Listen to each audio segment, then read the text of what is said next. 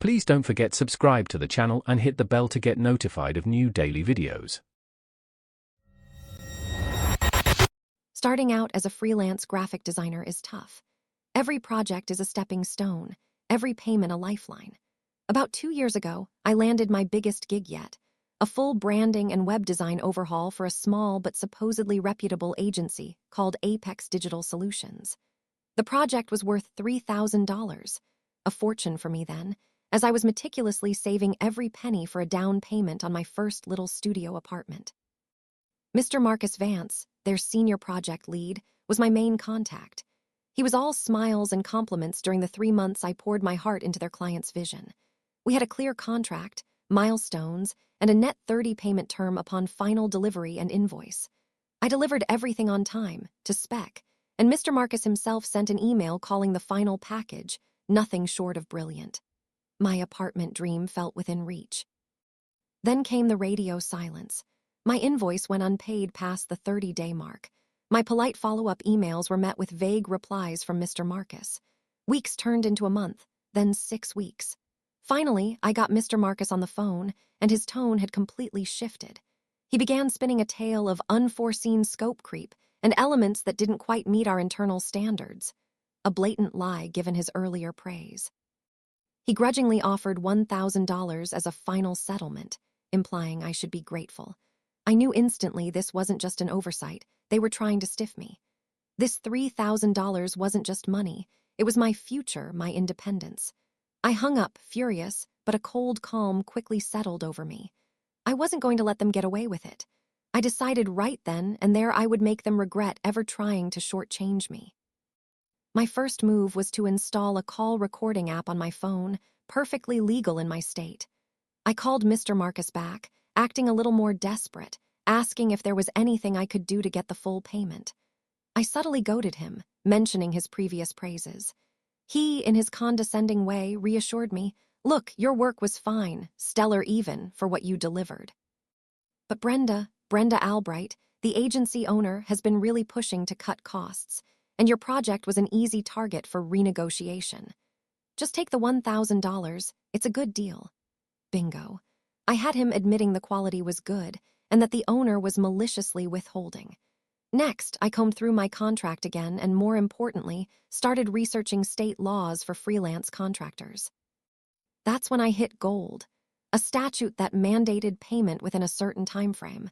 My contract's net 30 was already aligned. And more critically, it allowed for significant penalties, including statutory damages and legal fees, if a client was found to be maliciously withholding payment. This was my leverage. I didn't cash their insulting $1,000 check. Instead, I drafted a formal demand letter, citing the specific state statute they were in violation of, demanding my full $3,000, plus accrued interest, and threatening legal action.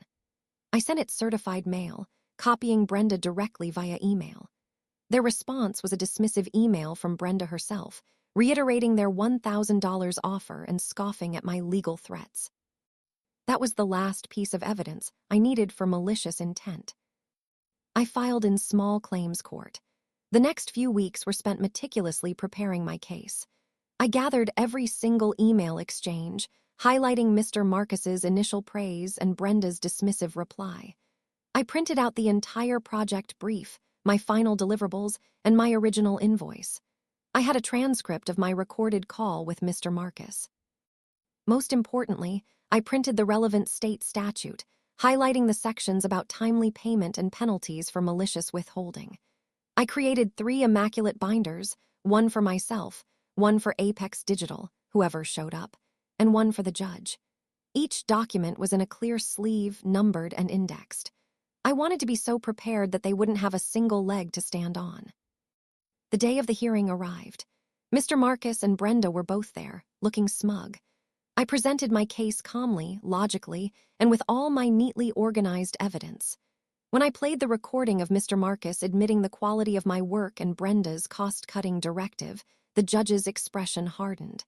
He flipped through my binder, nodding at the highlighted statutes. Brenda tried to interrupt, claiming I was an amateur and my work was subpar, but the judge quickly shut her down, pointing to her own project lead's recorded words. The judge deliberated for only a short while before delivering his verdict. He found Apex Digital Solutions liable for the full $3,000 payment, plus the maximum statutory penalties allowed under the Contractor Protection Act, an additional fee for malicious withholding, interest, and my court filing costs. The final judgment was over $10,000. Mr. Markus and Brenda's faces fell. Brenda, who had been so arrogant in her emails, looked absolutely stunned, then utterly defeated. They had tried to steal $2,000 from me, and it cost them over 10 times that amount. I received my check for the full amount a few weeks later. My down payment was secure, and then some. The apartment felt even sweeter knowing I'd earned it not just by my design skills, but by standing up for myself. I heard through the grapevine a few months later that Apex Digital had lost a major client, and Mr. Markus Vance was no longer with the company. Justice, it turns out, is a beautiful thing, especially when it comes with interest. They learned the hard way that trying to exploit a freelancer can bankrupt your reputation and your wallet. Never underestimate someone fighting for their future. If you enjoyed this video, please hit the thumbs up button to like it. And please do subscribe to support the channel.